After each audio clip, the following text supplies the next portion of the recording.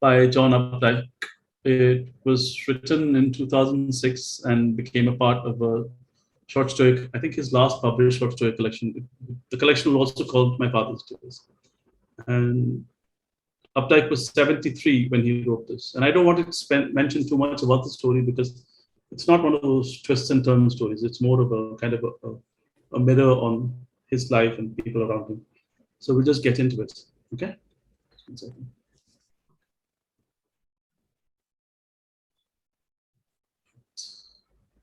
So can you see this? Yeah. Is it okay size wise? Yeah, it's fine, Shankar. It's clear. Okay. My father's tears. Come to think of it, I saw my father cry only once. It was at the Alton train station, back when the train still ran.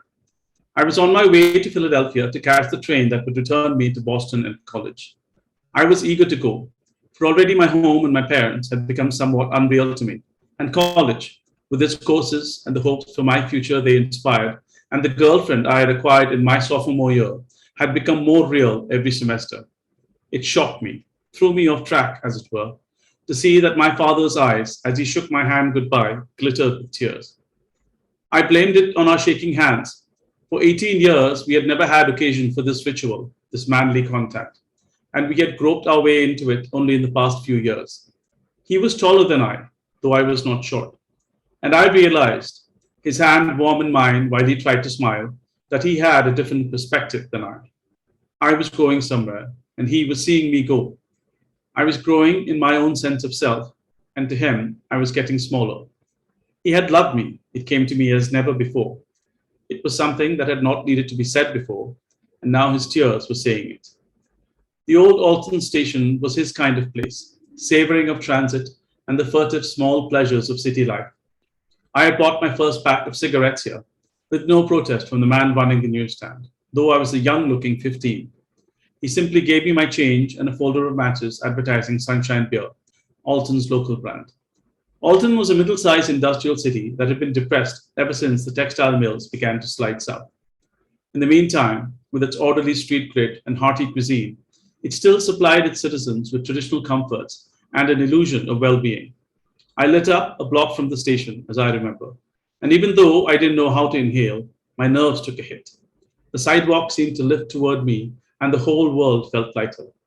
From that day forward, I began to catch up, socially, with the more glamorous of my peers who already smoked. Even my stay-at-home mother, no traveler but a reader, had a connection to the station. It was the only place in the city where you could buy the American Mercury and the Atlantic Monthly. Like the stately Carnegie Library 2 blocks down Franklin Street, it was a place you felt safe inside. It had been built for eternity when the railroads looked to be with us forever. A 4 square granite temple with marble floors, a high ceiling whose gilded coppers glinted through a coating of coal smoke, and tall back waiting chairs, as grave as church pews. The radiators clanked and the walls murmured as if giving back some of the human noise they absorbed day and night. The newsstand and coffee shop were usually busy, and the waiting room was always warm, as my father and I had discovered on more than one winter night. We had been commuters to the same high school, he as a teacher and I as a student, in second-hand cars that on more than one occasion failed to start or got stuck in a snowstorm. We would make our way to the station, one place sure to be open. We did not foresee that moment on the platform as the signal bells a half-mile down the tracks warned of my train's approach, that within a decade, passenger service to Philadelphia would stop, and that eventually the station, like stations all across the East, would be padlocked and boarded up. It stood on its empty acre of asphalt parking space like an oversized mausoleum. All the life it had once contained was sealed into silence, and for most of the rest of the century, it ignominiously waited in this city where progress was slow to be raised.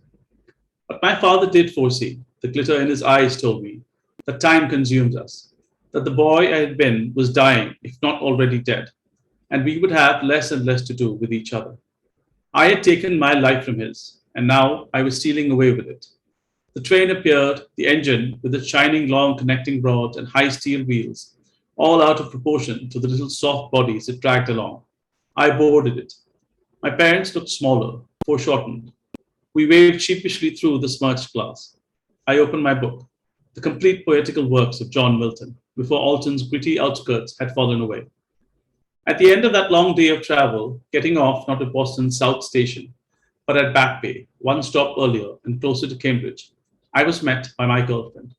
How swanky that felt, to read Milton all day, the relatively colorless and hard to memorize pentameters of Paradise Regained, and in sight of the other undergraduate disembarking, to be met and embraced on the platform by a girl, no, a woman, wearing a grey cloth coat, canvas tennis sneakers, and a ponytail. It must have been spring break, because if Deb was greeting me, the vacation had been too short for her to go back and forth to St. Louis, where her home was. Instead, she had been waiting a week for me to return. She tended to underdress in the long New England winter, while I wore the heavy winter coat with buckled belt and fleecy lining that my parents had bought me, to my embarrassment, to keep me from catching colds up in New England. She told me as we rode first the green line, then the red, back to Harvard Square, what had happened to her that week.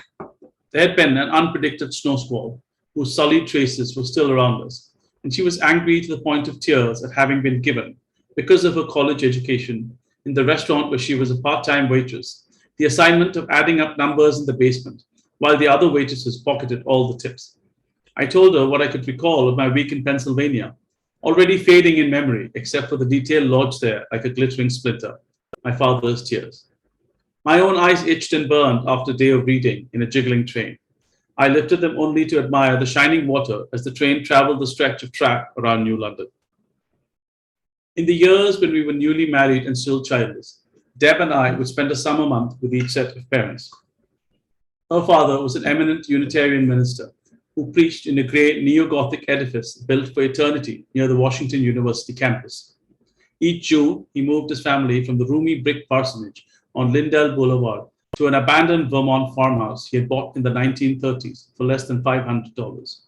Some Junes, Deb and I arrived before her father's parish duties permitted him and the rest of his family, a wife and two other daughters, to be there.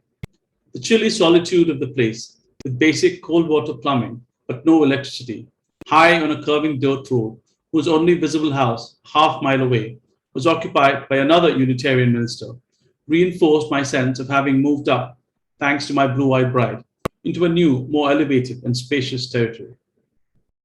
The lone bathroom was a long room, its plaster walls and wooden floor both bare, that was haunted by a small but intense rainbow, which moved around the walls as the sun, in the course of the day, glinted at a changing angle off the beveled edge of the mirror on the medicine cabinet.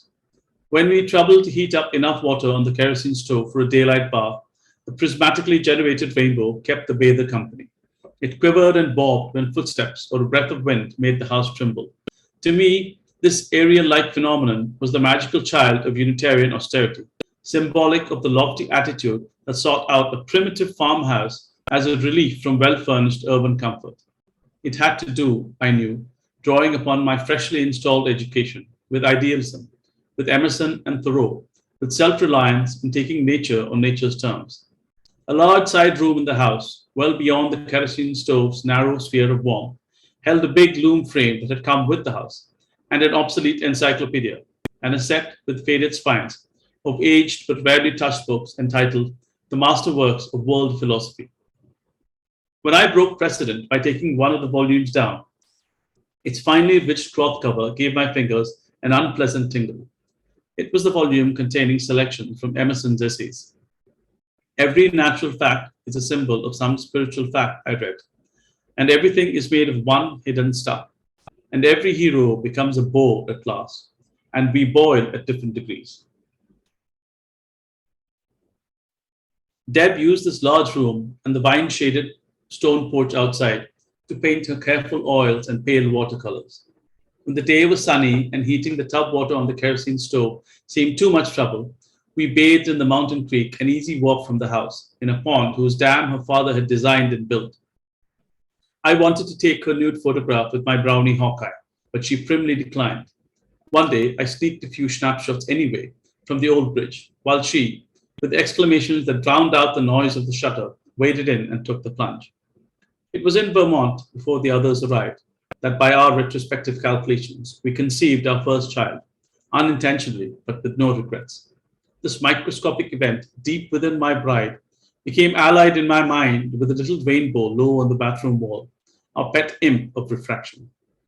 Her father, when he arrived, was a father I wasn't used to. Mine, though he had sufficient survival skills, enacted the role of an underdog, a man whose every day at school or elsewhere proceeded through a series of scrapes and embarrassments. The car wouldn't start, the students wouldn't behave. He needed people, the rub of them, for stimulation. Reverend Whitworth liked Vermont because, compared with St. Louis, it had no people in it.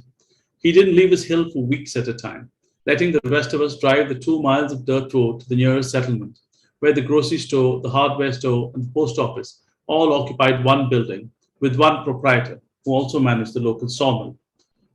We would come back with local gossip and a day old newspaper, and my father in law would listen to our excited tales of the greater world with a tilted head and a slant smile that let us guess he wasn't hearing a word.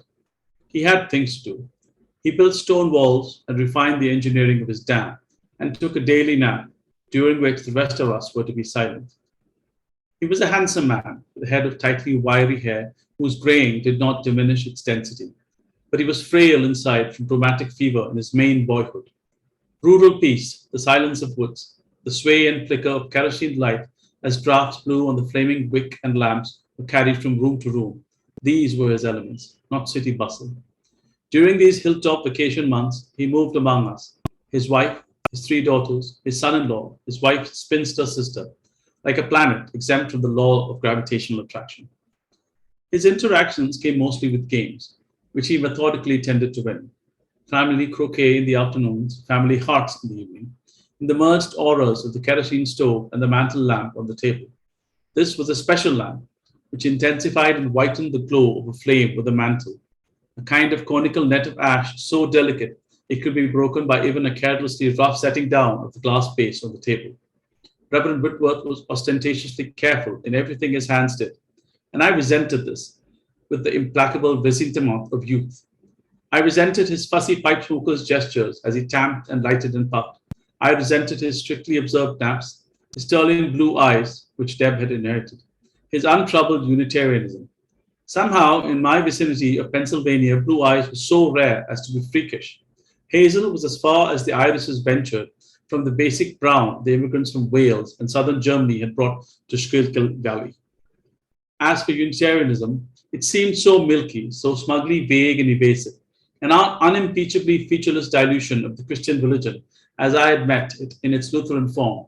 The whole implausible, colorful, comforting tapestry of the Incarnation and the Magi, Christmas carols and Santa Claus, Adam and Eve, nakedness and the tree of knowledge of good and evil, the serpent and the fall, betrayal in the garden and redemption on the cross. Why hast thou forsaken me? And Pilate washing his hands and resurrection on the third day, posthumous suppers in an upper room, and doubting Thomas and angels haunting the shadier margins of Jerusalem, the instructions to the disciples, and Paul's being knocked from his donkey on the road to Damascus, and the disciples talking in tongues, a practice at which the stolid churchgoers of Alton and its environs did draw the line. Our public school day began with the Bible reading and the Lord's Prayer. Our teachers and bankers and mailmen all professed to be conventional Christians, and what was good enough for them should have been, I thought, good enough for Unitarians. I had read enough Kierkegaard and Barth and Unamuno to know about the leap of faith, and Reverend Whitworth was not making that leap. He was taking naps and building stone walls instead. In his bedroom, I spotted a paperback tillage, The Courage to Be, probably, but I never caught him reading it, or the masterworks of world philosophy either. The only time I felt him as a holy man was when, speaking with deliberate tenderness to one of his 3 daughters, he slipped into a thee or thou from his Quaker boyhood. He was to be brought low, all dignity shed, before he died. Alzheimer's didn't so much invade his brain as deepen the benign fuzziness and preoccupation that had always been there. At the memorial service for his wife, dead of cancer, he turned to me before the service began and said, with a kindly, though puzzled smile, "Well, James, I don't know what's up, but I guess it'll be all come clear." He didn't realize that his wife of 43 years was being memorialized. With her gone, he deteriorated rapidly. At the nursing home where we finally took him, he began to whimper at the admission desk and jiggle up and down as if bouncing something in his pants. And I knew he needed to urinate, but I lacked the manliness to lead him quickly to the lavatory and take his penis out of his fly for him, so he wet himself and the floor. I was in those years just before my divorce from Deb, the eldest son-in-law, the first mate, as it were, of the extended family, and I was failing in my role, though still taking a certain pride in it. My father-in-law had always, curiously, from those first summers in Vermont, trusted me first with his daughter's well-being, and then with helping him lift the stones into place on his wall, where I could have pinched one of his fingers or dropped a rock on his toes. I loved him, in fact, as innocent of harm as my own father, he made fewer demands on those around him. A little silence during his nap does not seem now too much to ask, though at the time it irritated me. His theology, or lack of it, seemed one of the spacious views I enjoyed thanks to him.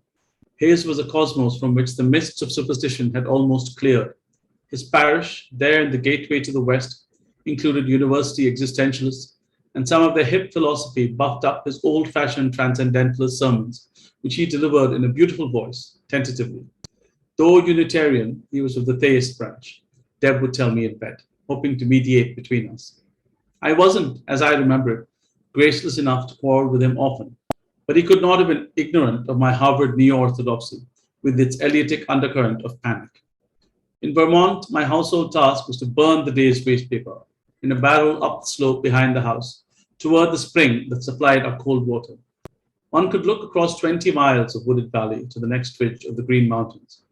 With Reverend Whitworth's blessing, I had been admitted to a world of long views and icy swims and New England reticence. He was a transparently good man who took himself with a little Maine salt. It is easy to love people in memory. The hard trick is to love them when they are there in front of you. Pennsylvania had its different tensions for Deb and me. We had gotten off to a bad start. The first time I brought her home to meet my parents, we disembarked at the wrong train station. The train from Philadelphia was a local. One of its stops was a hilly factory town 7 miles from Alton, also along the Schuylkill, and closer by a few miles to the country farmhouse to which we had moved, at my mother's instigation after the war. We were among a handful of passengers to get off the train, and the platform in its tunnel of trees soon emptied. No one had come to meet us. My parents, in spite of arrangements clear in my own mind, I was trying to save them mileage, had gone to Alton. Now I wonder how, in that era before cell phones, we managed to make contact. But in that same era, even little railroad stations still were manned. Perhaps the station master telegraphed word of our plight to Alton and had my parents paged in the echoing great station. Or perhaps, by the mental telegraphy that used to operate in backward regions, they guessed the truth when we didn't disembark and simply drove to where we were. I was a young swain, and Deb, so securely in her element in St. Louis or Cambridge, seemed lost in my home territory.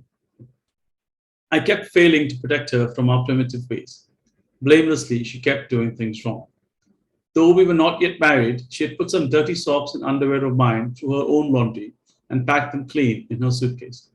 When my mother, helpfully hovering in the guest bedroom, noticed this transposition, she let loose one of her silent bursts of anger, a merciless succession of waves that dyed an angry red V on her forehead between the eyebrows and filled the little sandstone house to its corners, upstairs and down.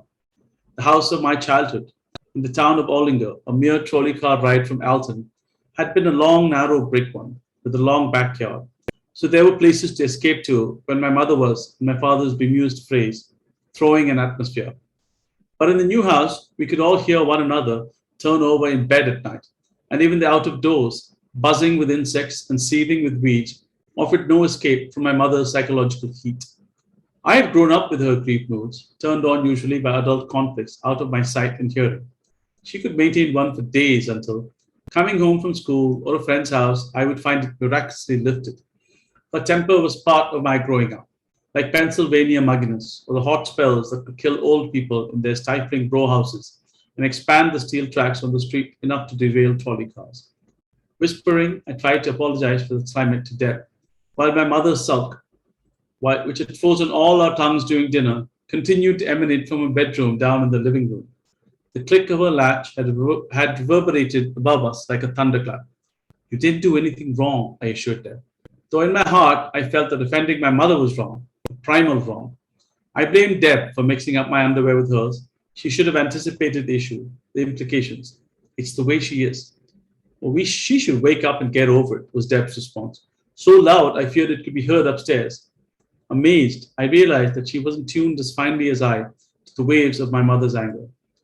Near the sofa where we sat, my father, dolefully correcting math papers in the rocking chair, said, Mildred doesn't mean anything by it. It's her femininity acting out. Femininity explained and justified everything for his sexist generation, but not for mine. I was mortified by this tension. That same visit, perhaps, or later, Deb, thinking she was doing a good deed, began on Sunday morning to weed the patch of pansies my mother had planted near the back porch and then neglected. Deb stood uncomprehending, her feet sweetly bare in the soft soil, like Ingrid Bergman's in Stromboli, when I explained that around here nobody worked on Sundays. They went to church. How silly, Deb said. My father all summer does his walls and things on Sundays. He's just different denomination. Jim, I can't believe this. I really can't. Shh, she's inside, banging dishes around. Well, let her. They're her dishes. And we had to get ready for church. I didn't bring church clothes. Just put on shoes and the dress you wore down on the train. Shit, I will. I'd look ridiculous. I'd rather stay here and read. Your grandparents will be staying, weren't they? Won't they? My grandfather goes. He reads the Bible every day on the sofa, haven't you noticed? I didn't know there were places like this left in America. Well, my answer was going to be lame, she saw, so she interrupted with those sterling blue eyes. I see now where you get your nonsense from, being so rude to Daddy. I was scandalized but thrilled, perceiving that a defense against my mother was possible. In the event, Deb stayed with my grandmother, who was disabled and speechless with Parkinson's disease. My rudeness to Reverend Whitworth was revenged when, baptizing our first child, his first grandchild, in a thoroughly negotiated Unitarian family service in the house of her Lutheran grandparents, he made a little joke about the holy water fetched from our own spring, which was down below the house instead of, as in Vermont, up above it. My mother sulked for the rest of the day about that, and always spoke of Catherine, our first child, as the baby who didn't get baptized. By the time the 3 other babies arrived, Deb and I had moved to Massachusetts, where we had met and courted and joined the Congregational Church as a reasonable compromise. We are surrounded by holy water, all water. Our chemical mother is holy. Flying from Boston to New York, my habit is to take a seat on the right-hand side of the plane. But the other day I sat on the left and was rewarded at that hour of mid-morning by the sun's reflections on the waters of Connecticut. Not just the rivers and the sound, but little ponds and pools and glittering threads of water that for a few seconds hurled silver light skyward into my eyes. My father's tears for a moment had caught the light. That is how I saw them. When he was dead, Deb and I divorced. Why? It's hard to say. We boiled at different degrees, Emerson said, and a woman came along who had my boiling point.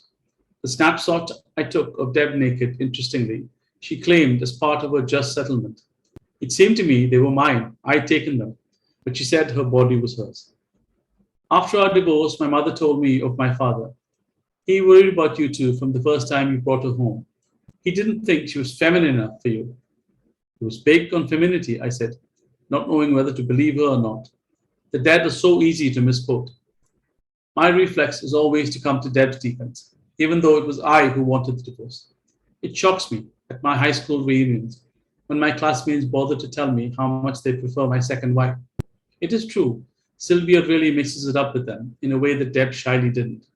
But then Deb assumed that they were part of my past, something I had put behind me, but reunited with every 5 years or so, where Sylvia, knowing me in my old age, recognizes that I have never really left Pennsylvania, that it is where the self I value is stored, however infrequently I check on its condition. The most recent reunion, the 55th, might have depressed Deb. All those people in their early 70s, most of them still living in the county within a short drive of where they had been born, even in the same semi-detached house where they had been raised. Some came in wheelchairs, and some were too sick to drive and were chauffeured to the reunion by their middle-aged children. The list of our deceased classmates on the back of the program grows longer. The class beauties are gone to fat or bony cronehead. The sports stars and non-athletic alike move about with the aid of pacemakers and plastic knees, retired and taking up space at an age when most of our fathers were considerately dead. But we don't see ourselves that way, as lame and old. We see kindergarten children, the same round, fresh faces, the same cup ears and long-lashed eyes. We hear the gleeful shrieking during elementary school recess and the seductive saxophones and muted trumpets of the homebred swing bands that serenaded the blue-lit gymnasium during high school dances. We see in each other the enduring simplicities of a town rendered changeless by depression, and then by a world war whose bombs never reached us, though rationing and toy tanks and air raid drills did. Old rivalries are rekindled and put aside. Old romances flare for a moment and subside into the general warmth, the diffused love. And the class secretary, dear Anne Mallon, her luxuriant head of chestnut curls now whiter than bleached laundry, takes the microphone and runs us through a quiz on the old days, teachers' nicknames, the name of vanished luncheonettes and ice cream parlors, the titles of our junior and senior plays, the winner of the scrap drive in third grade. The answers are shouted out on all sides. Not one piece of trivia stumps us. We were there together then, and the spouses, Sylvia among them, good naturedly applaud so much long hooded treasure of useless knowing. These were not just my classmates, they had been my father's students, and his memory kept coming up. He was several times the correct answer. Mr. Worley in Anne Malone's quiz, Cookie Ben, who had been deposited in our class by his failing grades, and who, a year older than we, already had Alzheimer's, kept coming up to me in the circulation after dinner, squinting as if at a strong light, and huskily, ardently asking me, "Your father, Jimbo, is he still with us?" He had forgotten the facts, but remembered that stain, still alive, like the word dead, was somewhat tactless. "No, Cookie," I said each time. "He died in 1972 of his second heart attack." Oddly, it did not feel absurd to be calling a 74-year-old man on a pronged cane Cookie. He nodded, his expression grave as well as mildly surprised. "I'm sorry to hear that," he said. I said, "I'm sorry to tell you that my father would have been over 100 and running up big bills in a nursing home." "And your mother, Jim," Cookie persisted. "She outlived him by 17 years, I told him curtly, as if I resented the fact. She was a happy widow." "She was a very dignified lady," he said, nodding as if to agree with himself. It touched me that he was attempting to remember my mother, and that what he said was, after all, true enough of her in her relations with the outside world. She had been outwardly dignified and in her youth beautiful, or as she once put it to me during her increasingly frank long widowhood, not quite beautiful. My father had died when Deb and I were in Italy. We had gone there with another couple in trouble to see if we couldn't make the marriage work. Our hotel in Florence was a small one with a peak at the Arno. Returning from a trip to Fiesole, its little Roman stadium, its little museum, we had impulsively decided, the four of us, to have an afternoon drink in the hotel's upstairs cafe, rather than return to the confinement of our rooms. The place was empty, except for some Germans drinking beer in a corner, and some Italians standing up with espressos at the bar. If I heard the telephone ring at all, I assumed it had nothing to do with me. But the bartender came from behind the bar and walked over to me and said, "Signor Worley, telephone for you." Who could know I was here? It was my mother, sounding very small and scratchy.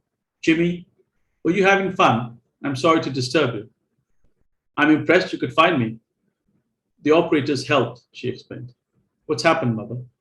"Your father's in the hospital with a second heart attack." "How bad is it?" "Well, he sat up in the car as I drove him into Alton." "Well, then it isn't too bad." There was a delay in her responses that I blamed on the transatlantic cable. She said at last, "I wouldn't be too sure of that. Except when we talked on the telephone, I never noticed what a distinct Pennsylvania accent my mother had. When we were face to face, her voice sounded as transparent as my own. He woke up with this pressing feeling on his chest, and usually he ignores it. He didn't today. It's noon here now." "So you want me to come back?" I accused her. "I knew my father wouldn't want me inconvenienced. We had reservations for the Uffizi tomorrow." She sighed. The cable under the ocean crackled. "Jimmy, I think you better. You and Deb, of course, unless she'd rather stay there and enjoy the art. Dr. Shirk doesn't like what he's hearing, and you know how hard he is to impress he usually is." This was before open heart surgery and angioplasty. There was little for doctors to do then, but listen with a stethoscope and prescribe nitroglycerin. The concierge looked up the next train to Rome. The other couple saw us to the Florence station, just beyond the Medici chapels, which we had always wanted to see and were destined never to see together. In Rome, the taxi driver found an airline office that was open. I will never forget the courtesy and patience with which that young airline clerk, in his schoolbook English, took our tickets to Boston the next week and converted them into tickets to Philadelphia the next day. More planes flew then. We made an evening flight to London and had to lay over for the night. On the side of Heathrow, away from London, there turned out to be a world of new tall hotels for passengers in transit. We got into our room around midnight. I called my mother. It was supper time in Pennsylvania, and learned that my father was dead. To my mother, it was news a number of hours old, and she described in weary retrospect her afternoon of sitting in the Alton Hospital and receiving increasingly dire reports. She said, Doctor said he fought real hard at the end. It was ugly. I hung up and shared the news with Deb. She put her arms around me in the bed and told me, cry. Though I saw the opportunity and the rightness of it, I don't believe I did. My father's tears had used up mine.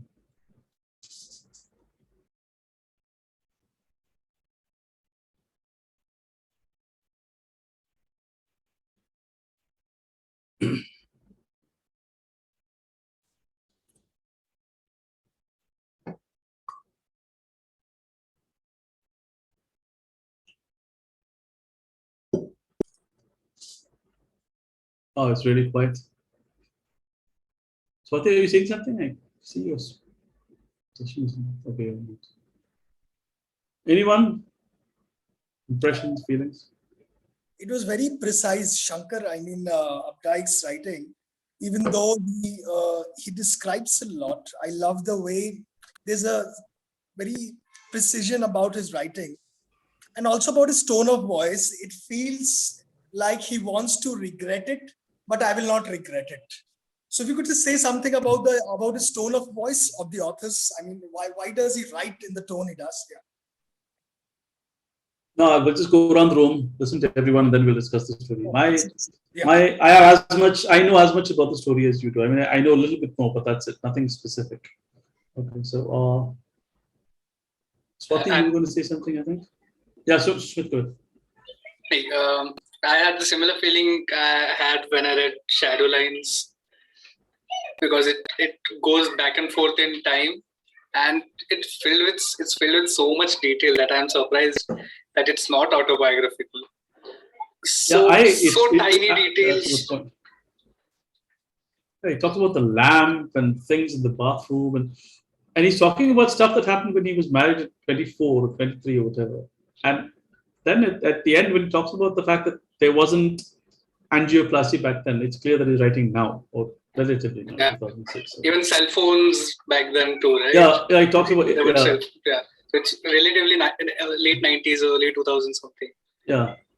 2006, I think. He wrote it, yes. Maybe around that time. That's a good comparison, actually. I didn't think of it, but it's exactly the same thing I would say about the Shadowlands, where they go back and forth in time, and then he's able to handle those temporal shifts very well. Even in one line, when he talks about his second wife, he goes there so easily. Easily. He goes to the reunion. He says, Deb wouldn't have liked it, but Sylvia, my second. He crammed so much into a sentence that I had to step back. And when I read it and I was thinking about it, I thought he wrote so much. It's only 2 lines or 3 lines here. Yeah. He's got so much.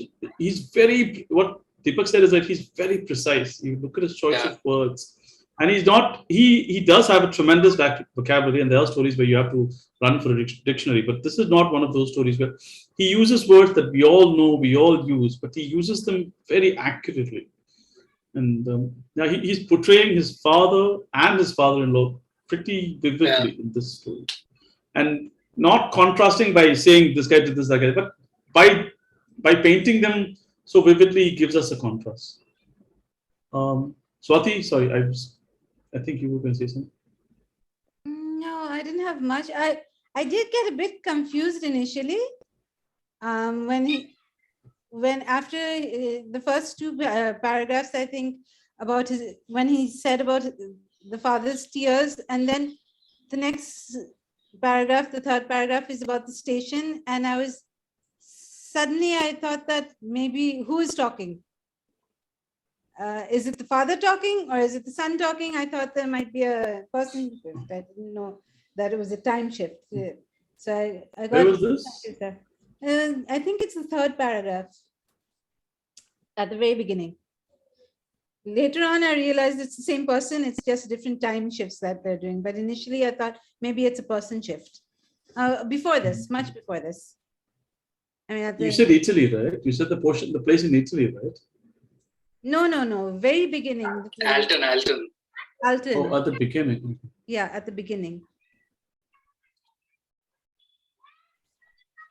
Yes. Yeah, the old Alton station was his kind of place. I don't know. I don't know why I thought somewhere over here. I didn't realize. I was thinking, who is it about now? It can happen. If you sometimes even when I read, I'll put words that I think I'm seeing and won't be the right word actually. Maybe his kind of place. I didn't notice.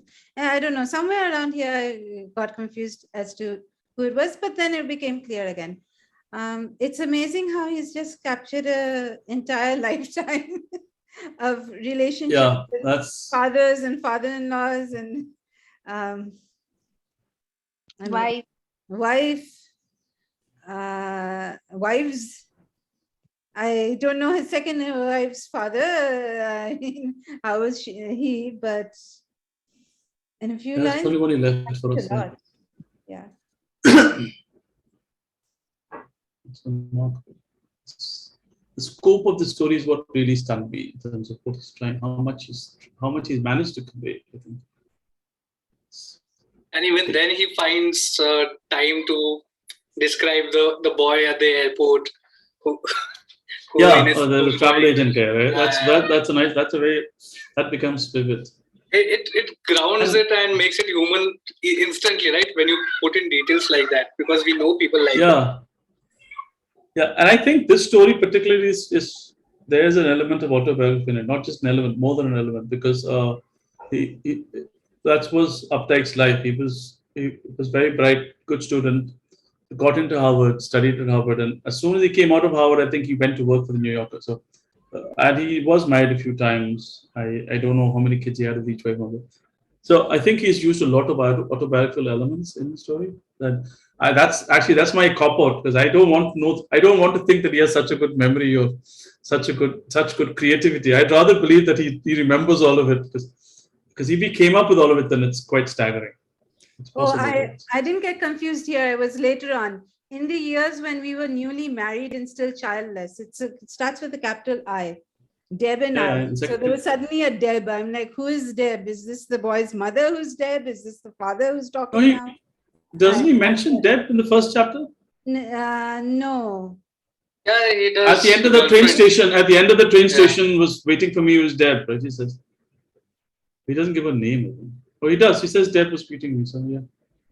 Oh, okay. Yeah, it was Deb. Okay, I didn't notice the Deb over there. So anyway. Okay. Yeah, there is a Deb. That's why second reading is needed for this, because in the first, when you're reading it for the first time, a lot of things are thrown away in the first 3 paragraphs. Then it flows smoothly, but you get a chunk of information at the start. Yeah. Others, Sharada.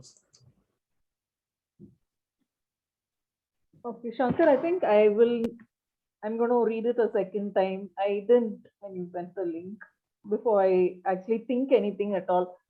It was sort of a little too complex. It seemed to have so much, and so much which complex. Complex, like, because it had so many details which were not leading anywhere really. They were just details. So I think my brain was sort of tuned to, okay, like when he spoke about the little rainbow in the bathroom and all that, I was like wondering where that is going, but it didn't go anywhere. It just was a description. That was it. So all that has sort of left me feeling kind of a little. That's such a beautiful detail to remember conception by. Yeah. So poetic. I mean, like when he said about his wife, like his wife bathing and then the photographs. Of course, he does bring the photographs back again, saying when they get divorced, she wants the pictures back, right? The nude pictures. Yeah.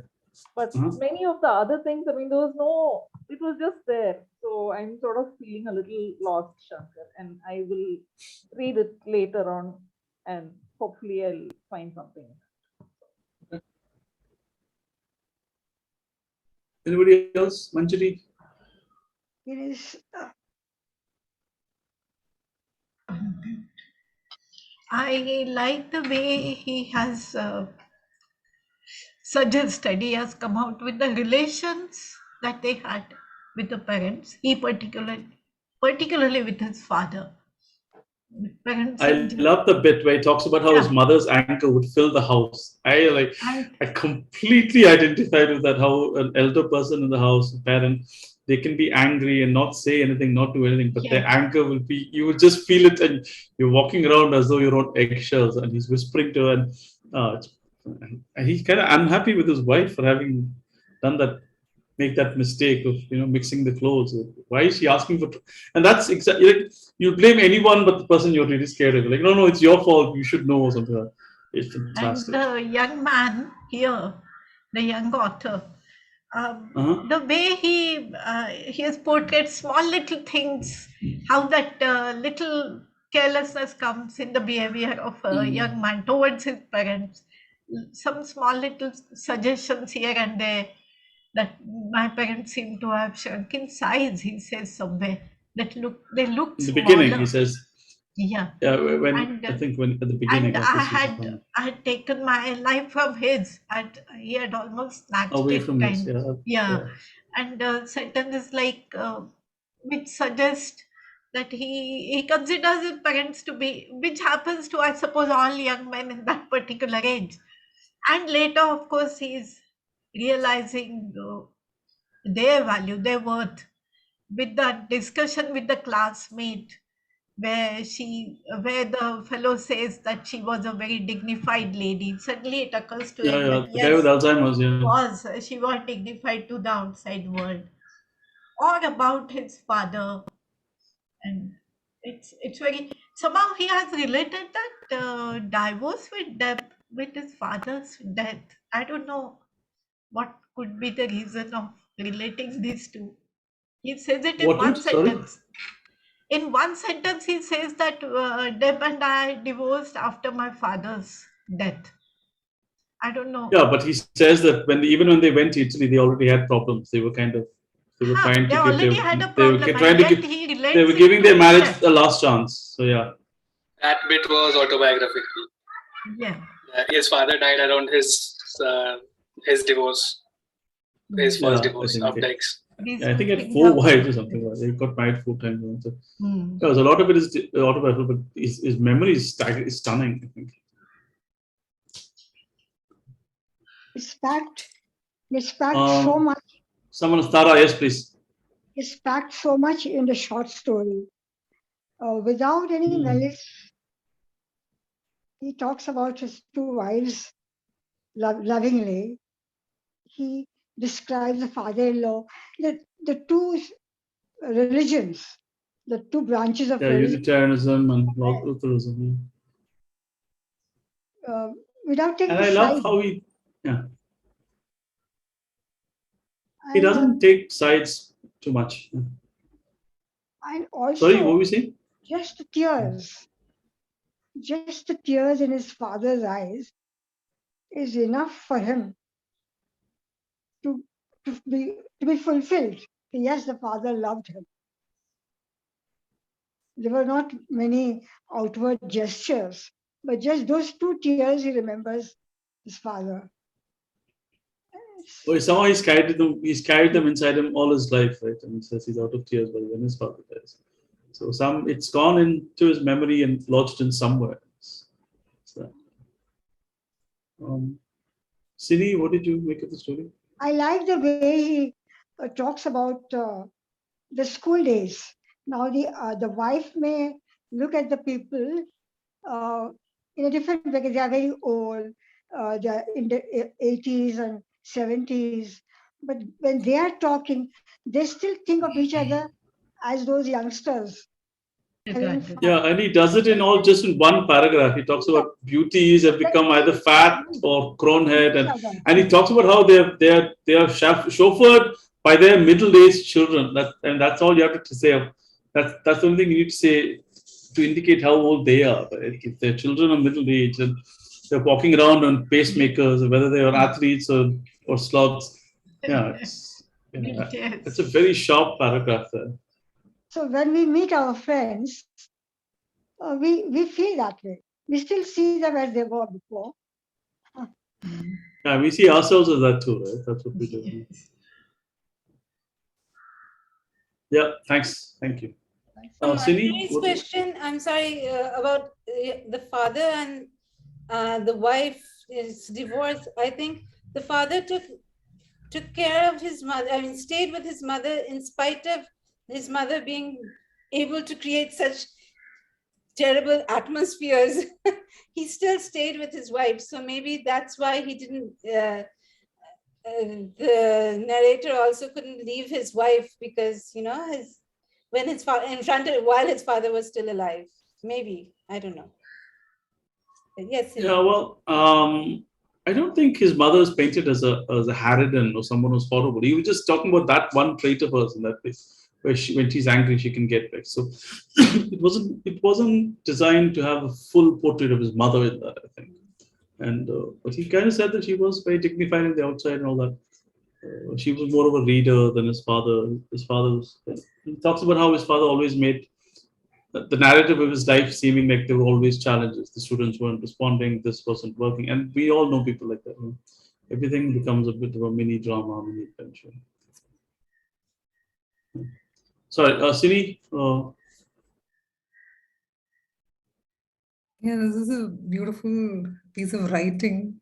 I did not read like a story to me, or like I could not understand the significance of his father's tears throughout the story at all, or how the title was, or like it did not strike to me much about that it is about his connection with his father or the sorrow that he felt, or I think I did not understand the last line also, okay, how his father's tears had used up all his, it was like some sort of I was wondering whether it meant something like men find it so difficult to cry or something, and by making by the tears that he saw in his father's eyes, for combined for both of them, there were no tears left or nothing left to express. I just didn't understand what it was, why he said like that, you know, that his father's tears had used up all his, or seeing his father's tears, whether he was ashamed to cry or whether he was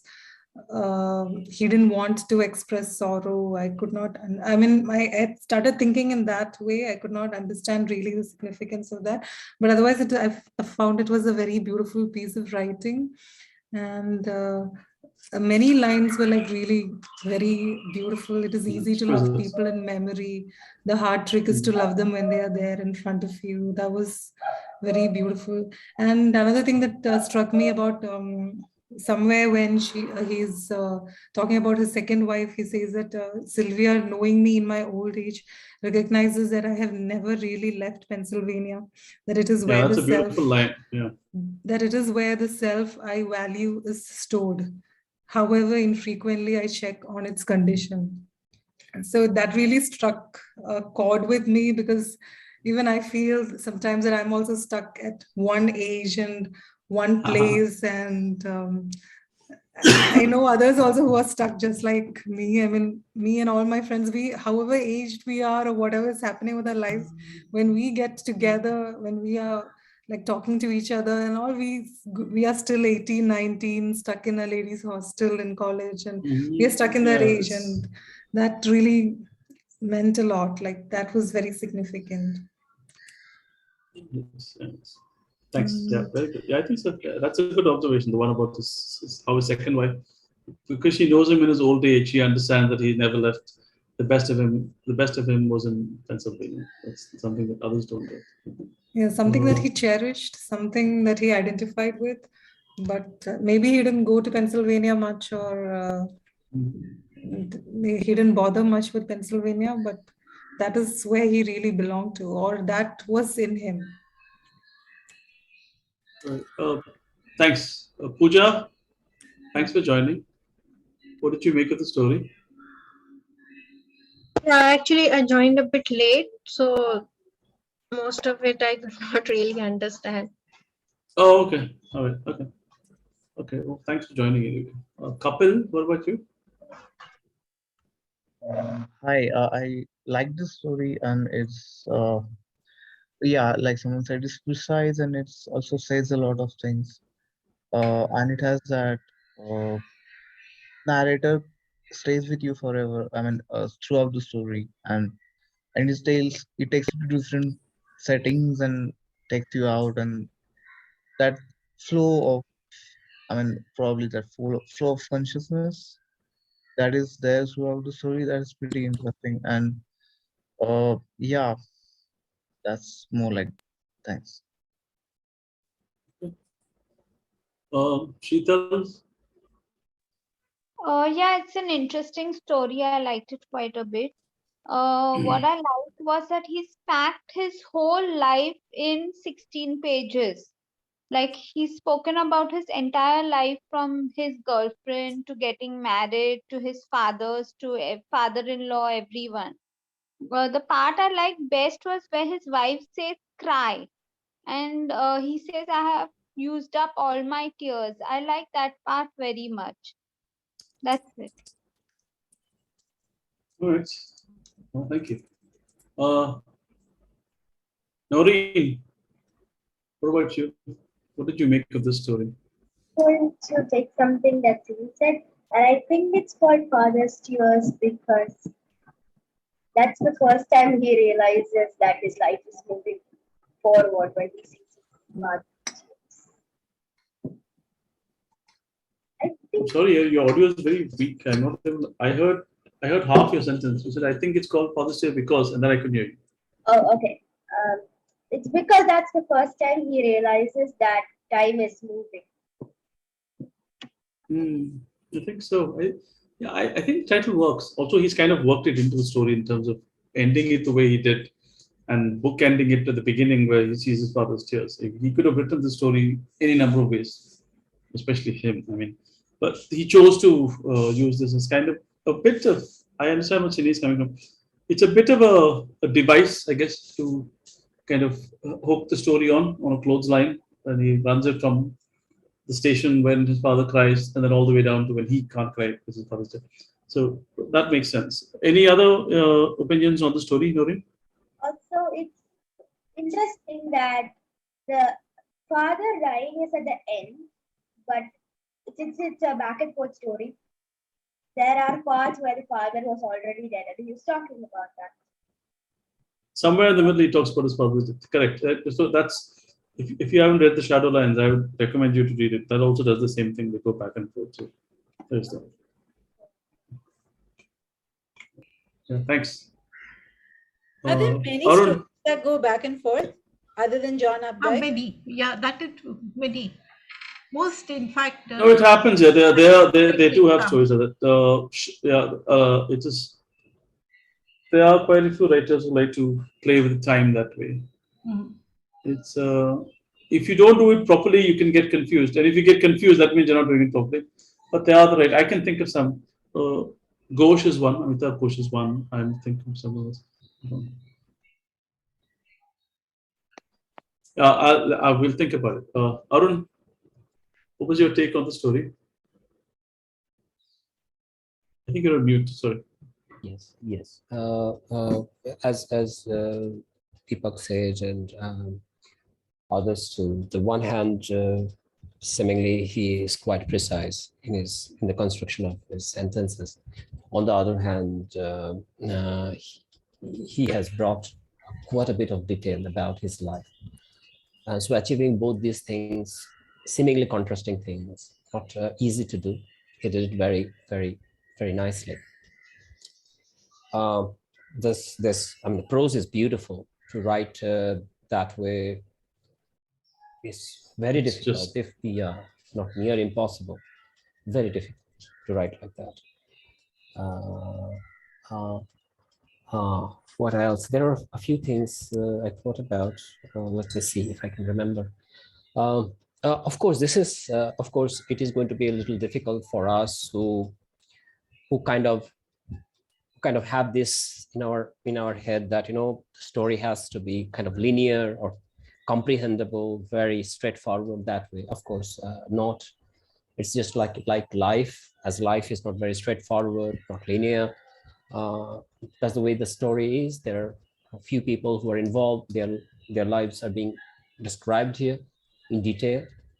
So this is a masterwork of showing, not telling. So he's telling, but showing a lot of things, a lot of things. So what he's telling, and I thought about it a little bit, and this is where the title comes in play, that, you know, Father's Tears. And at the end, of course, this is also, there is one technique what he has used, right? What he's doing is that he's using all those detail, and suddenly the rhythm changes when he begins to say that my father died when we were in Italy, right? Suddenly the mood changes. There's a great shift of mood. And then when he's ending that story with that my father's tears, even before that, when mother said that it was ugly, he fought quite a bit. At that time, I felt like, you know, I felt like a little bit of, I had a little bit of, you know, feeling of tearing up, you know, some kind of a, you know, feeling like, this is great emotional movement that is happening. And I believe that he achieved that by not being emotional beforehand, just describing. Yeah, I was going to say the same thing. Yeah, just by being clinical in his descriptions and not being emotional and sentimental, he's able to achieve a much greater emotional effect, impact, I think. Because if you look at it, he almost says it like reported it. My father died. He talks about his father-in-law's Alzheimer's. That's also not pretty. And then when he talks about, he goes back to the hotel, calls his mother. It's all, he's dead. He's dead. And he says, I called my mother and she told me he was dead. It's no, he doesn't even have the drama of dialogue. He called my mother. She picked up the phone. How are you? It's just, yeah, that is what makes it emotional, I think. So then, of course, there is a full of insights, you know, full of insights. A few of them Sini mentioned already. So the story is, I mean, how deeply he's observing the world around him, and the layer that is beyond that superficial layer. So what he's observing and what is really happening just below that, he's observing that too, and he's bringing that. So that is like, you know, his genius there. I think the Father's Tears is actually about the futility of this life itself. What is really happening when his father shedded that tear? He himself, the narrator himself, understood that, you know, it doesn't mean much in the sense that because he's going to shift anyway. For him, that time, the girlfriend, sex, other things are far more important. His ambition is far more important. Although he understands, he is grateful for his father's tears because that shows the affection or love the father felt for him. But he had to get away from that anyway. And then many things happen in his life, and many interesting things, like though he's kind of anchored to that place, and he always felt the pressure of his parents on himself because he didn't really want to anger his mother, and he blamed his first wife for that and other things. And then when he was getting older, and by the time father died, father-in-law had such a humiliating experience. Mother died, and he's not sparing anybody. And now he's going to die too. And he is carrying that this life is like that. There is really no destination, no final great destination, no goal. It just goes on. So the futility of his father's tears, where his father is going to miss his son, he understands that loss. And I think the narrator also understands this loss, that where he's going to lose everything too. So really, there is no point of shedding a tear anymore, because this loss is kind of eternal, and it happens with everybody, to his friends, to his wife, to his to his parents, to his parents-in-law, everybody. Parents-in-law. Yeah. So that's the futility of it. Father's tears, though very sincere, but futile too. There's only so much they can do, right? They can be sincere and heartfelt tears, but they're not going to life is like course that. of his life or anyone's life. Exactly. Yes, life is point. like And that. this is sometimes it's considered to be a companion piece to another story he wrote called The Happiest I've Been, which he wrote when he was 24. He talks about going away from home to college. It starts the same way, and he's going to second year of college, and he's so excited about it. And he's come home for vacation, and he's going back, and then his friend says, they're leaving his house, but they're not leaving the town. Actually, they're going to a party or something. And how at that age, when you're just starting out in college, and the whole world is your oyster for the taking, and the limitless potential of life, and then how it comes kind of face to face with reality a little bit. But that's also a great story. I have debated with that as well. We could just do Updike every Saturday, and we could go for years like that.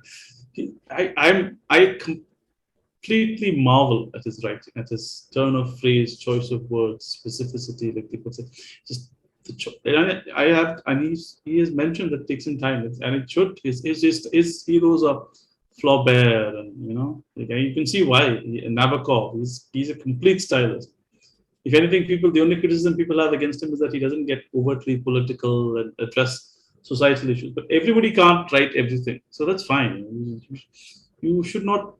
You can't go to a Govinda movie and say, why is there no touches racing? This is also one thing very interesting. Remarkable.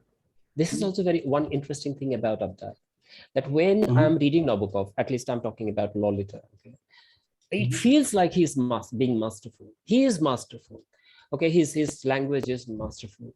He's a stylist. In case of Updike, also I had this experience. You know it already. I read that Rabbit Run. Yeah. So it feels like he's not trying very hard to be masterful, but he's being masterful anyway. But that comes later, this realization comes later after you experience the story. You say, but this kind of sentence construction is masterful. In case of Nabokov, it's very obvious. The sentence construction is masterful, very obvious. Do you think that's because Nabokov's first language was not English and he had to learn it much later in life than Updike? I do not know about There must be some core which thinks in Russian. I don't know. He's very proficient in Russian until he died. Yeah, that's. But you had a question at the beginning, right?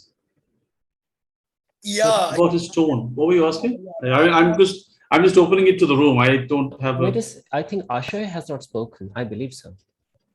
Who? Oh yeah. Sorry. No Ashay. problem. Yeah.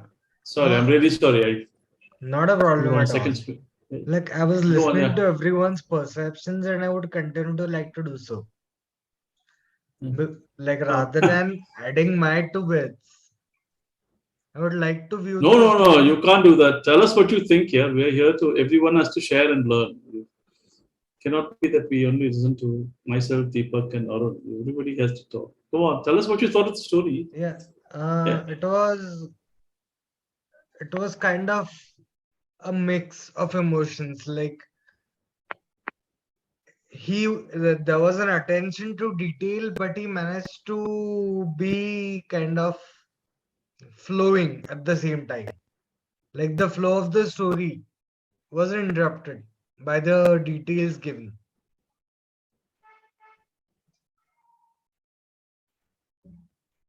It's basically what I thought. That's a good observation. Yeah, he's built this incredibly intense mosaic, and if you take it on a line by line level, it's masterful. And then if you step back and look at the overall picture, that is also masterful.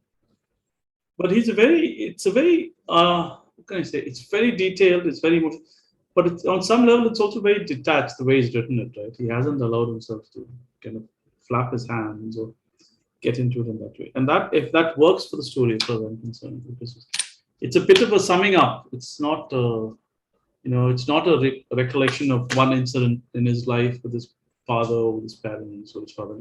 So he's really going for something very expansive in this story, and more than the range of most short stories would have in terms of trying to cover this much in a short story. It's usually not taken on. Short stories like to go more one incident specific, or one trip of the mind specific, or one thing that happens. So that was another thing that struck me about the story. That like what I said on the the write-up. It feels like a novel sometimes when I think about it. I know so much about his father-in-law. I know so much his mother, his dad, his second wife, his first wife. They got divorced. It's ridiculous. It feels more like a memoir than a story. Well, I think it is autobiographical, so Yeah. that's fine. He's feeding it to us as a story, and That's our why he responsibility gets is to so be many as of a the story. details. Yeah. He's talking about But his young days. talking about his Young days and then old days in the same story, side to side, juxtaposing. Yeah, not easy. Very, very difficult to pull off. I wonder how long it took for him to write this. Seriously. I would rather like to know about this, that why you call this like, a memoir than a story. What, or rather the question I would rather like to ask is that, what would you like to change to make it a story? To be honest, this doesn't have the feel of a typical story or fiction to it. It is more like recollections. That's why. What is the typical feel of a story? Akshay, yeah, one sec. In this day and age, I don't even know what a typical story is. Yeah. Can you be a little more specific? Yeah, whatever the genre is, in a story, there are certain forms, like the start, the body of the story, the ending. There are certain things to it. This story isn't like divided into parts, the typical parts that we usually associate with a work of fiction. It is more like You mean there's no you mean there's no learning, there's no denouement at the end, there's no climax, is that what you're saying? No, what I'm trying to say is it doesn't sound like he's inventing stuff, but rather that he's remembering stuff. So somehow you make it sound like that's to his discredit that he's remembering stuff and No, not in. it's to his credit. Like this, I love the writing style and all. It's just very different from what I usually read. So it was a change of pace for me. I would also like to suggest that probably many of us have this rigid structure in our mind to call that a story. But unfortunately, I believe that is not to be true. Yeah, I mean, Arun, you'll remember, and some of the others who were here, remember we read Primo Levi's Carbon? Yes. Right? Yes. People will, I think some people fell asleep or something. It was like, I'm sitting in chemistry class. How can that be a story? You have to expand your division of the definition of what constitutes a story now. I understand where you're coming from, but I'm sorry, I keep getting your name wrong. Ashay. Yeah, it's Ashay. Yeah, so it's not a conventional by the numbers story where you have an incident, increasing action, and like the typical defined structure is not. Yeah, but that's I have news for you. If you read 10 stories, you won't find any of them like that. And all 10, I can give you 20 great stories where you have none of this anymore. We read one called An Occurrence at Owl Creek, which was written, and it's not a new thing. Occurrence at Owl Creek was written in 1800s. The Ambrose Bierce one. The guy gets hung and he goes home. And so they all, it's like the short story is the most, in some ways, lends itself to more inventiveness than even a novel does. Because you can play around with the length of the form. Because you have that, it's not a constraint. You decide to have a shorter, you're able to do a lot of things. And if it works, it works. End of story. So where you're coming from, it's almost, it's a slightly outdated notion to expect it to have this rigid format. And probably if you read more different types of stories, it'll kind of wash away your head. Yeah. But I think everyone agrees that the level of detail, the level of skill shown, the amount of detail packed into the story, it's like a zip file. You go off the line, there's so much. That's kind of what makes. Yeah, I think that's probably. There is probably another thing happening. This is my personal observation. I could be wrong about it. So because of online advertising and online media and other things, the importance of increasing importance of online media, a lot of people have come to teach writing. And because writing, they are trying to standardize it some way, their curriculum. So when they are standardizing it, they are focusing on few things. One is, of course, genre. Another is that how we can create a process, a very defined process, with the help of which we can teach someone writing very quickly. And for that, they have created these models. Now, of course, there was a kind of a model which was beforehand, like Aristotle's, from the Aristotle's times, or maybe a pretty old one.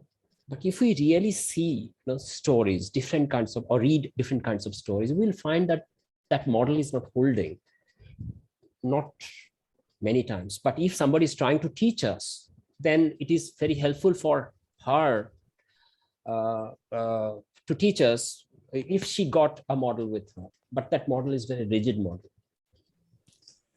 Yeah, you have to learn all the models and then break them all, right? That's what.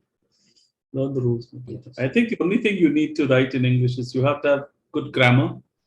You have to work on your vocabulary, and you have to try to write something original every time you sit down.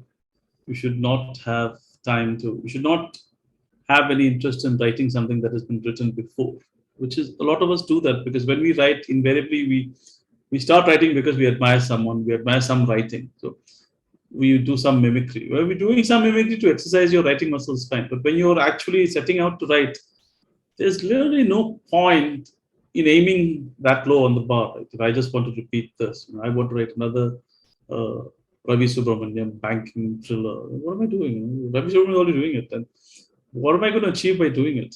Unless you want money, then that's a different thing. But, so Deepak has to go.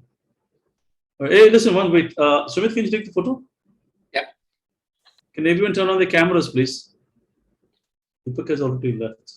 I'll add in it. Yeah. I'm not going to ask you how, but go ahead do that. Yeah. I took one when we started the session. Oh, yeah. Okay. Pooja, can you turn on your camera?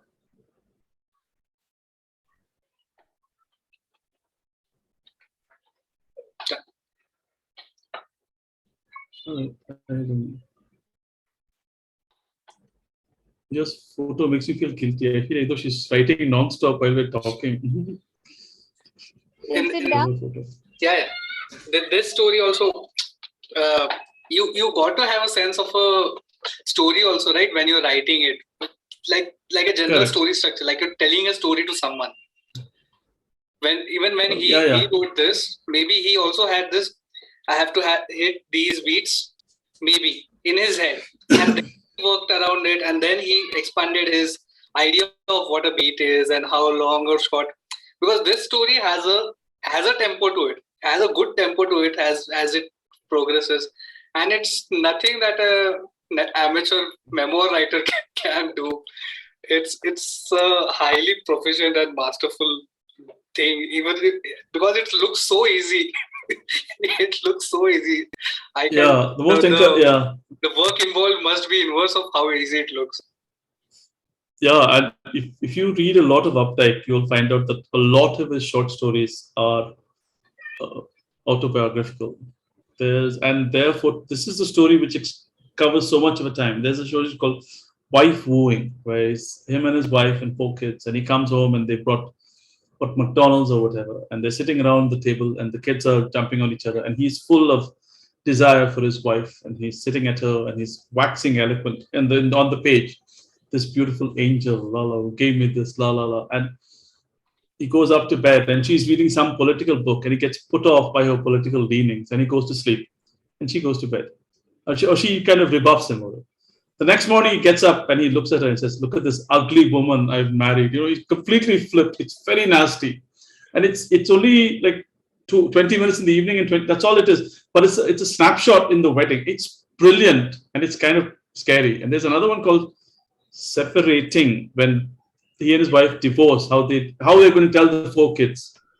My God, it is so it's completely. I don't think it's completely autobiographical, but it happened. He had 4 kids, and he got to tell how they have to tell the kids. And one of the kids asked him at the end. He says, "Why?" And he says, "I don't know why. I don't remember the reason why." So he does a lot of autobiographical stuff. So I think by the time he got to this story, when he was 72 or 73, he had 50 years of writing, of mining his own life, mining his own autobiography. And he created this fictional town, which is a facsimile for where he grew up in Pennsylvania. Yeah, extraordinary. Alton is not a real town? Alton, I don't think so. No, I don't think there's a place called Alton. But Alton is not the place he always uses. There's another name. I'm trying to remember. I'll let you. There's another town that he creates for a lot, and he has it as a. It's like how very famously William Faulkner had this whole county created. Some of the great writers had that. Malgudi. Yeah, Malgudi is one. Yeah, there's a few others. But yeah. All right. So you want to do the exercise now? You're on mute for saying that. Yeah, what to add to what Sumit said, this is, in fact, I will argue that this is in fact proper storytelling, because he's telling a story. Yeah. And while he's telling the story, whatever is coming to his mind, he's just saying it. So this is the way our memory works. Sometimes we remember this, sometimes we remember that, sometimes we remember another thing. Only thing is that when we do it, and if we record our recollection, that might seem a little jumbled, but in his case, it's not so jumbled. He's honed it. I mean, it's not like he wrote it and sent it out. He would have. I refuse. He has a start, and maybe he knows where he's going, and he knows, and he knows that along that line, I can go this, I can go here, I can go here, I can go here. But he needs to come to that end. That's what he worked on it. Yeah. And he connects the last sentence to the beginning. Yeah. Yeah, and even in the middle also, there are some things that connect, like his mother's anger, like him not liking his mother particularly. He liked his father more. Yeah. He resented the fact that she lived 17 years more than him. Yeah. Yeah, he says it as though he resents him. He doesn't say he resents him. He says it as though it's very slight things. And I think by the time you wrote this, reading this story, somehow I became conscious of the fact that how much we keep comparing people, consciously or unconsciously. We all the time now. So many times we have seen these references: his father and father-in-law, father and mother, mother and wife, two wives. The comparisons are somehow very subtle. He's not outright comparing them, but this is how we live our life. All the time.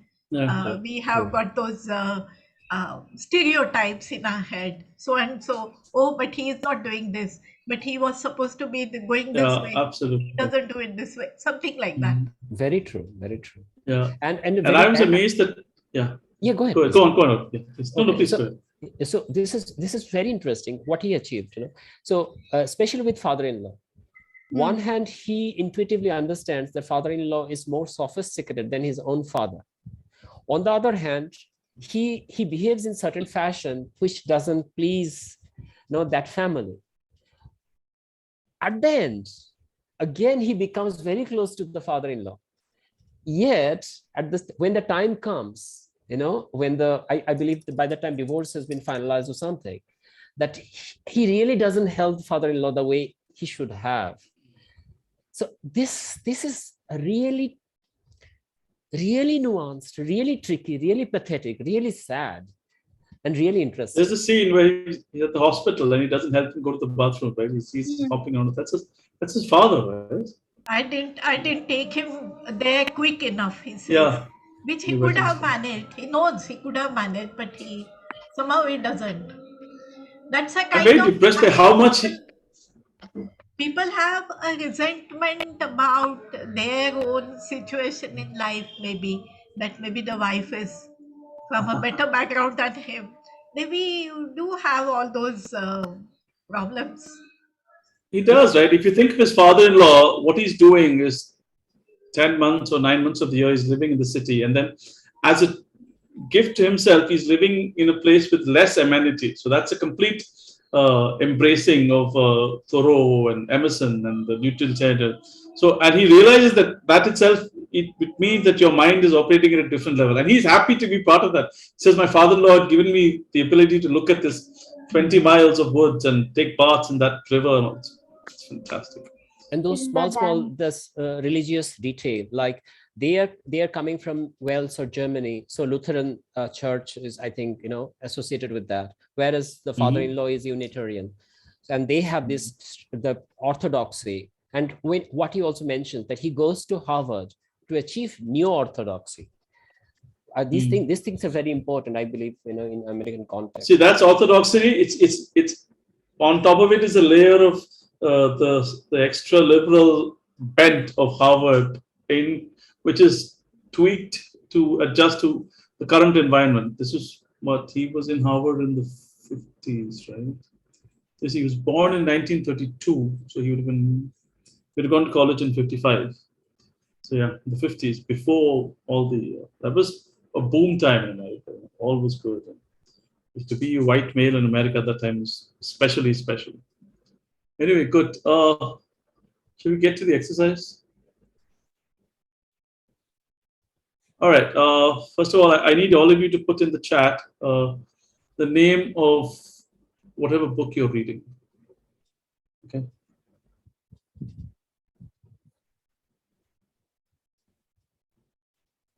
Sumit, if you want, you can stop the recording now.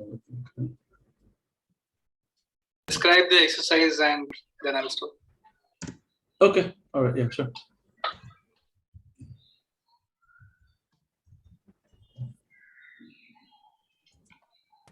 I do not know whether I spelled the name right. That's all right. I just hope most of you aren't reading like biographies or something like that. I'm hoping for a wide range of words to get in this. War and Peace. That's good, Simi.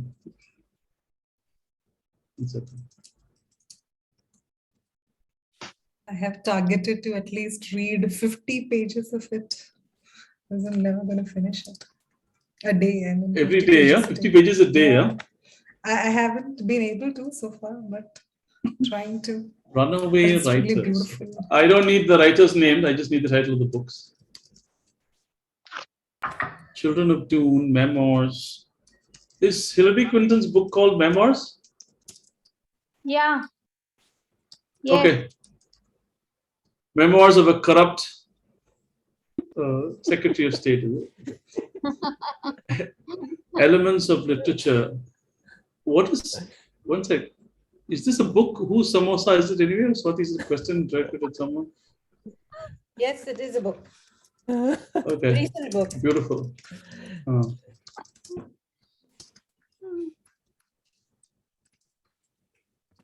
Yeah, there is this. Okay, so we got 1, 2, 3, 4, 5, 6, 8 people. Like I see 10, 6. Oh, there's only 3. I have 11 people here. So who's left? Pooja, what book are you reading now? Manjari, what are you reading now? Manjari, you mentioned.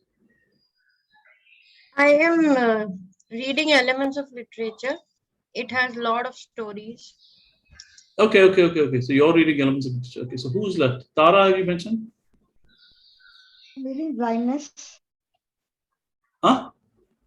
Blindness. Okay, yeah. I'm also. Oh, okay, you're doing it for the other group. Okay, yeah. Yeah. Blindness is good.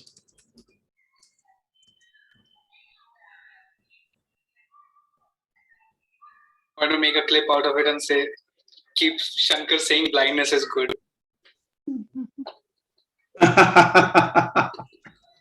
I'll say blindness is excellent. The fifth discipline. Asha, you're replying, you're sending it to me. Okay, Send sorry. it to the. Yeah, sorry. So, Asha, we haven't got yours yet.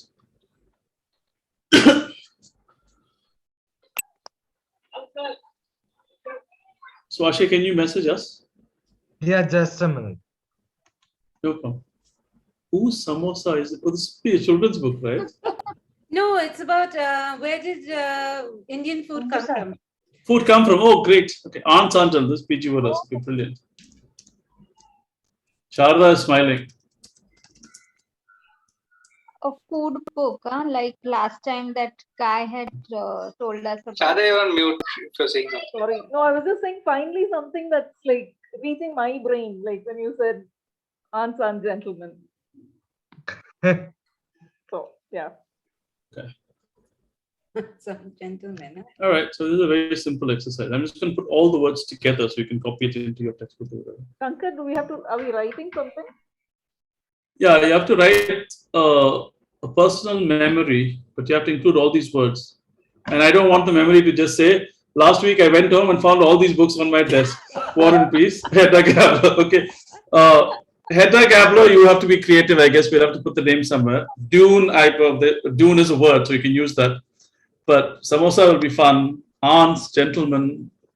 So it's 4:36. Sorry, we have to take the words and put them in a memoir. Yeah, you have to use these words, and you can use each word. Yeah, one sec. You can use these words only once each. You can't just keep going on. So you can use the other words, connectors, articles, and but. Those I'm not worried about. But these particular words, you have to use all of them, and you can use only one. Hey, Manjari gave us more words. Humming of the bees. Yes. No, let's keep it one per. No. This is cheating. You can't keep. Don't keep Yeah. adding. I can't be reading two. Yeah. This is one this is cheating. No, I realize. No. You already given something, right? You gave blindness. You should have given humming of the bees. I would anyway. That's fine. So no humming of the bees. So these War and Peace, Hedda Gabler, Runaway Writers, Children of Dune, Memoirs, Elements of Literature, whose samosa is it anyway? All the light we cannot see, blindness, the fifth discipline, aunts and gentlemen. So these words. So you have to write a personal memory with. I mean, obviously, has to be made up memory. I don't think there's going to be any real memory unless you remembering this chat particularly now. So I would say we come back at 4:50. Shankar, the titles have to Sorry? be in that order. No. If it is No. And they don't have to be titles, just the words. You can say I went to my. You can't say. Yeah. Okay. You have to use. Words, Don't use them in the same order. Silly, don't use them in the same order. The Then it entire title, like, do I have to use who samosa? No. That would be. That's way too contrived. That's way too contrived. The words, just the words. Okay. All right. Okay, Shankar. Okay, so 15 minutes. Take at least one word from each of the titles, right? Sorry? Take at least one word from each title and make. No. Try to use all the words. Try to use all the words. Okay. And it has to be a memory, like it has the memoir. It should be. Right. I don't. Memory is it's the easiest hook here. You can say, I remember reading this, and then you can start a fiction. Yeah, so that's fine. a good idea. All right. Okay, 15 minutes. Okay, So I'll ping while everyone.